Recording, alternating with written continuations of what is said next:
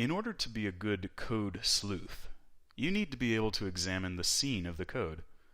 When a professional Java developer looks at code, they quickly scan for four things. Thankfully, because of the way Java is set up and used, these four elements of the code are pretty much always in the same place. So all you need to do is train yourself to look in these four locations. We start with a file. A file is for storing specific functionality related to something your application is going to do. Each file contains a class that will, by convention, carry the same name as the file. Now, classes are one of the coolest parts about Java, or any other language we would refer to as object-oriented.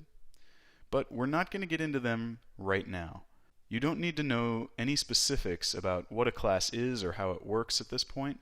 Just store that away as one of the core questions of your ongoing detective work. For now, all you need to do is train yourself to recognize the location of a class inside a file. Okay, here's where it gets interesting. In a class, there are two basic sections of code. At the top are the attributes. You might also call these properties. They're basically the substance of a class. They are the things. For example, a car class might have a certain number of wheels as an attribute, or an animal class might have a species attribute. Below the attributes, you'll find the methods contained within a class. The methods are the most powerful part of application development. These contain the actual functionality of your application. In our previous example, that scrolling I was able to do, the requesting and receiving data from Facebook, all of that functionality is housed in the methods of the code of that application. In fact, most of the clues you will use to solve any code mysteries you find will come from your ability to interpret and understand methods. So that's it. That's Java.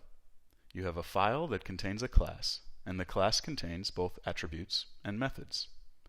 Don't believe me? Here it is. As you can see, each part of the code has its own particular section. So as you develop your skills as a coder, you will understand how important it is to stick to a convention in which you put the attributes at the top, followed by the methods, and each class is named after its appropriate file. This is what you do. You train your eye to look at the class, to examine the attributes, and to scan the methods. It's what professional developers do, and it's what you're going to learn to do now. But before you can dive into methods, you have to learn the lay of the land when it comes to coding, and that is syntax. We'll go over that next.